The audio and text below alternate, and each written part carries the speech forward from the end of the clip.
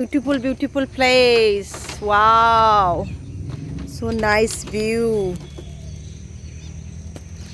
अबेयाव फैदों दे लोगोफोर जोङो ओरैबायदि बिउटिफुल प्लेस नोंथांमोननो खिन्थानो हानाय नङा बबे जायगायाव फैदों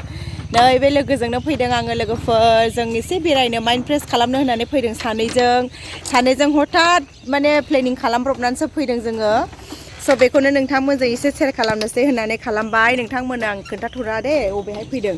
खोन्थाथ'नाय जानाय नङा बायदि मोजांखा नै जायगाया गाइसमोन वाव व्हाट ए भिउ बैथिं सान माबाबायना हाबबाय गोजान व्हाट ए बिउटिफुल प्लेस बरिया लखा लोगोफोरनि जायगाया एथ' समायना जायगा दङ जोंनि लकेलावनो हाजो सेर सेर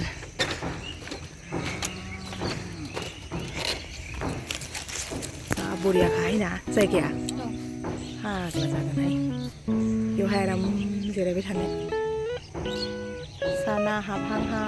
हाबबायानो आरो दैना जाहोगोन नोङो लिंबोनानै दाउ फेन्दा लाल साहा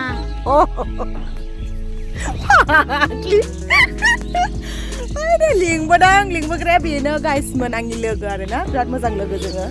एकदम फुराना फ्रेन्ड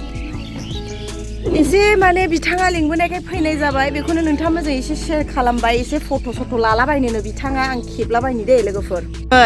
नै लोगोफोर बेना गस्लाजों फुलजों एकदम मेटसिं जाफैबावबायसो नै आयु समायना नुदों दे मानसिखौबो एकदम तामाम नुखादों बाहागि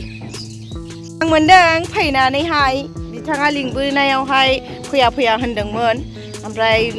ब्रा सानैजों लोगो लालायबाय फैनोसै थांसै दिनैनो थ'खादो होनबाय फैबाय माइन्डखौ एसे फ्रेश मोनदों आरोना एकदम बरिया मोनदों नोंथाङा माबायदि मोनदों मोजां मोनदों गोसोनि साननायफोरा एसे जाथोंसै मा साननाय दंबावो नोंहालाय जास्ट समायनाखानि आयै थाबाय थाथावथाव बिउटिफुल लोगोफोर बिउटिफुल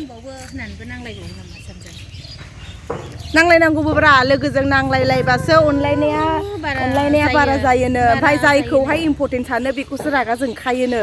नङाबालाय नोंखौलाय मानो रागा जोंनो मानो गोसोखांनो ना थ' गावनि असे नालाय रागाबो जोंबाय नांलायबायबो मिलायफिनबायबो बेनोथ' संसारनि नियम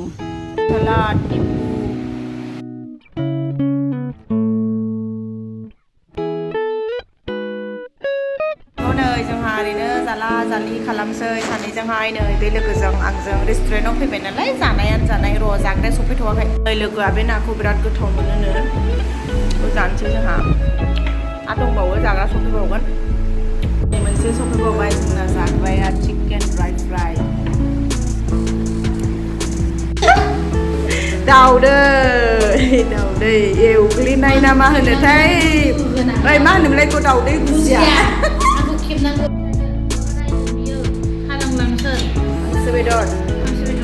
हांसो बेदर दाबादि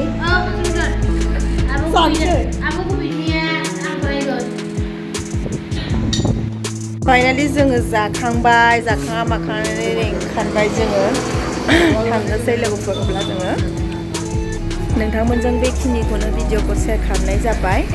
स' लोगोफोर नोंथांमोनखौ एसेखिनियावनो दोनथ'नाय जासिगोन आं थांनोसै मोनाबाय लोगोआ जाहोनाय हिसाबै लोगोआ ट्रिट होनायखाय जाखांबाय बाय लोगोफोर बाय होनलाय आंनि लोगोफोरखौ बाय सना लोगोफोर मुनु